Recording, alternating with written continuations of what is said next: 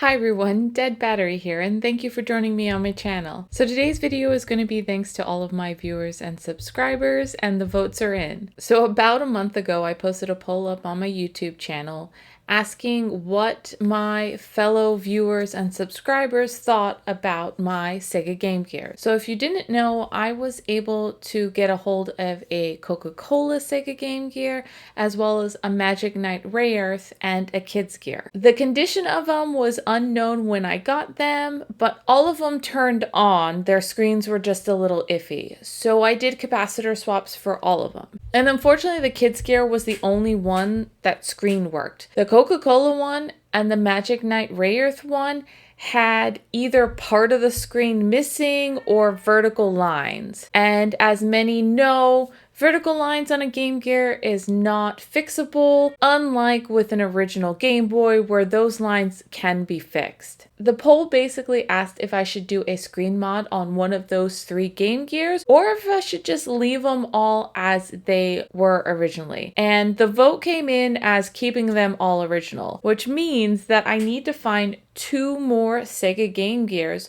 so that I can swap the boards over. So luckily, on one of my laps around the island to check the junk section in some of my local stores, I did happen to find a Sega Game Gear in unknown condition. It was dirty and I didn't have any batteries on me, so I was basically buying it as is and hoping that it turned on or that the screen didn't have any lines. So I decided for the first one we'll do the Coca-Cola Sega Game Gear and swap everything over. The screen mod that I bought off of RetroSix, and it is the clean screen, but it's the version 3.1. And I have done this mod before, but I've only done the version 1. So let's swap the motherboards and then let's take the screen off of the one that I know is not working, and let's put in the new clean screen mod and see what the difference is between version 1 and version 3.1. So here's what the Coca-Cola one looks like. And as you can see, half the screen is gone. The screen got 100 times better when I did the capacitor swap. Unfortunately, it just is not fixable in the state it is. And then here is the new Game Gear that I found. I got it in the junk section for 4,400 yen. I know it's hard to see on the screen, but see that little bit of light coming from the screen? You can see it, and it doesn't look like there's any lines. So my hope is, once I do a capacitor swap on this board, the screen will be better. So now the plan is to take the motherboard out of this one, swap it into the Coca-Cola, and then take the Coca-Cola board and do the mod on it. To open up a Game Gear, it's really easy. There are 6 Phillips head and 1 gambit screw at the top. And after this mod is done, the gambit screw is not needed because I have to cut away that spot.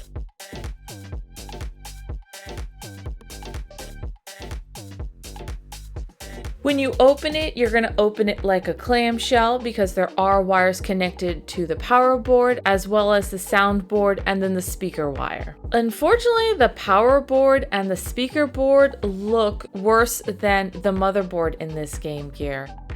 My worry are the screws right here. They are really rusty and I'm hoping that I can get them out. Now I can go around and remove the screws to get the motherboard out. You don't need to remove all the screws. It's all the ones that go around the edge and then the 2 big ones. There are 4 more that go over where this metal plate is, but you don't need to remove that quite yet.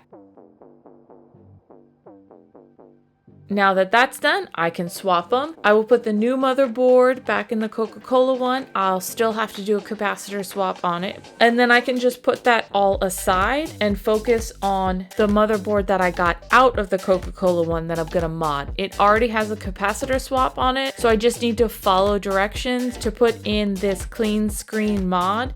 To put this mod into place, there are a couple things that you need to do. So the first step is you have to remove the original screen backplate, which is this metal piece at the top. So there are 4 screws holding it down, and you just kind of wiggle it a little bit and it will move out of its spot. Then you have to remove the original tube light, and there are 2 fuses as well. So there is a spot on each side. If you just heat it up with the soldering iron, you will be able to remove the original tube light, and then same with the fuses. I'm not using a desolder gun because I don't need to put anything back in these spots, so the holes don't need to be cleared. Then you have to remove this one component that was part of the backlight, and it's in spot L2, but it's recognizable because it has yellow around it with a black top. There are 4 other components. 3 of them are resistors and 1 of them is a transistor. I'll leave a link in the description below so you can see the photos that are on RetroSix's Wiki page, and it'll explain which ones you have to remove. But be very careful to not knock any other components off.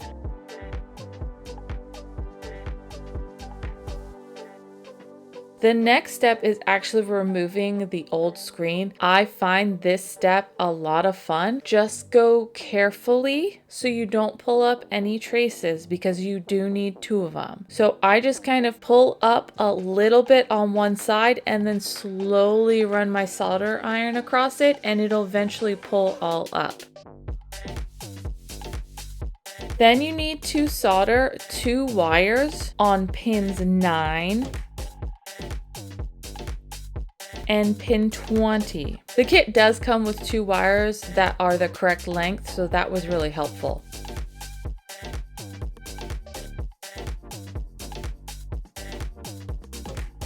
Mine is a 1-chip Game Gear, so pay attention if you have the 1-chip or the 2-chip because the wire-free ribbon for the left and right sides are different.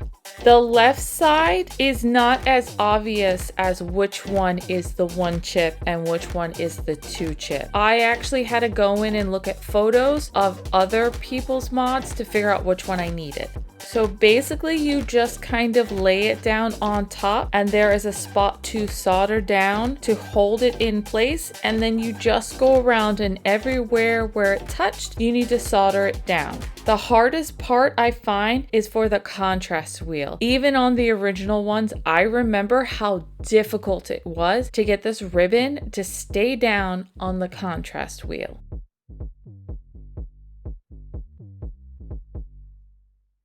Now that the left side is on, I can work on the right side, and the right side is very obvious which one is the 1-chip and which one is the 2-chip. If it doesn't line up properly, then you have the wrong one.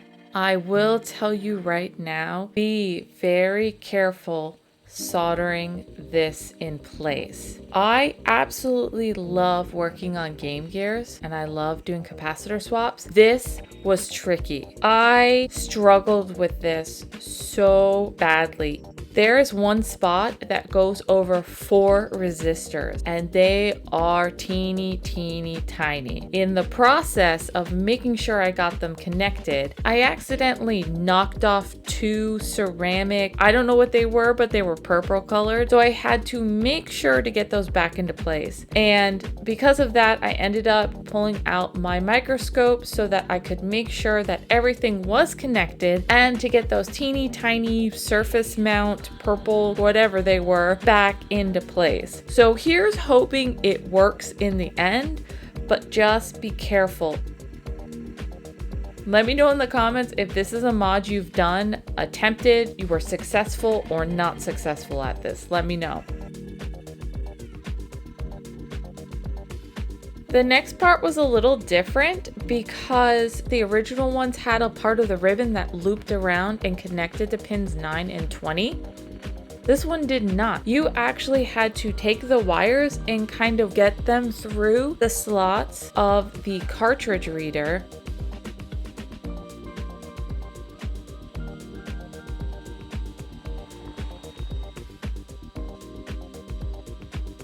I didn't put the board in place, and I know I'm being a little weird about that, but I'll explain later on why I had fear of putting the board in place before everything else was, because I had so much issue with older versions.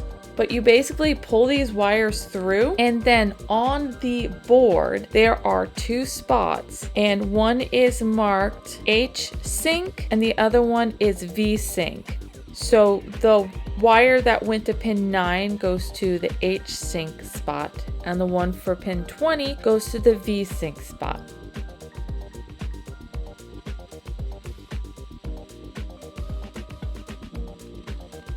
Now I'm going to attach the screen, and we're going to do a test to make sure it works. Always suggest doing a test first to make sure everything works. Just in case you put everything together and it doesn't work, then you have to take it all apart.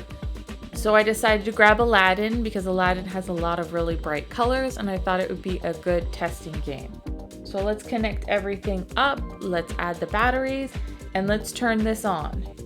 And as you can see, it works. It looks really bright and I'm excited about it. So let's put this together a little bit more. And I am going to clean off the shell. It was a little dirty, not too bad, but I definitely want to give it a good wipe down.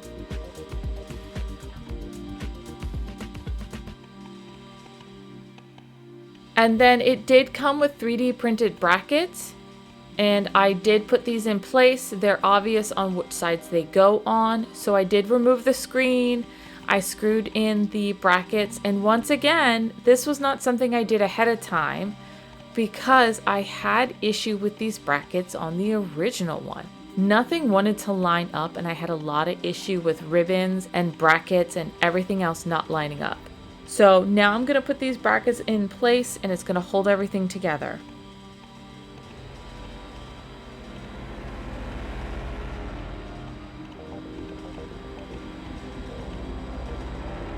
So let's put the screen down, and right away I can definitely tell a difference putting this screen down and putting the ribbon attached on the back. I'm having no issues, and I'm really excited to get this together because I have a feeling that this is going to work a lot better than my original ones.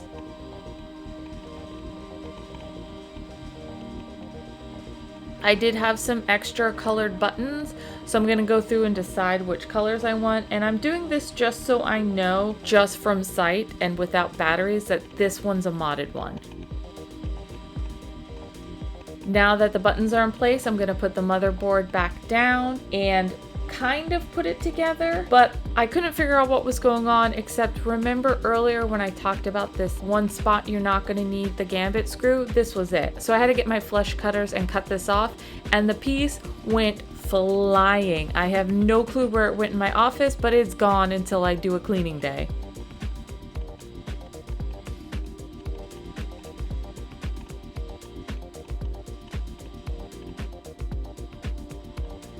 So now we're going to finish putting it together. So I'm going to finish getting all the screws back into place.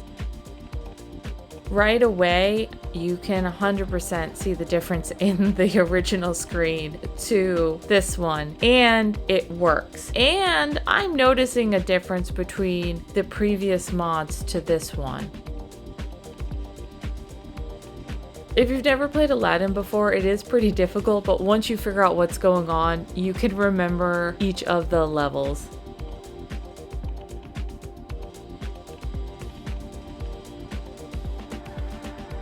And then I'm gonna go get the Sega Game Gear I did for my husband, as well as my original one.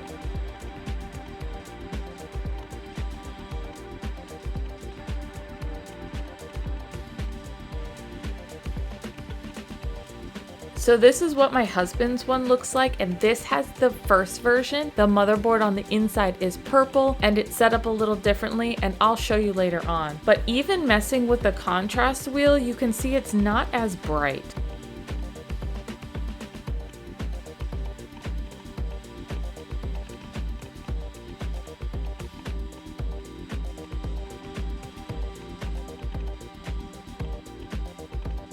And then this is my original one. This one I completely modded out by putting a new screen in it, as well as putting rechargeable batteries in it.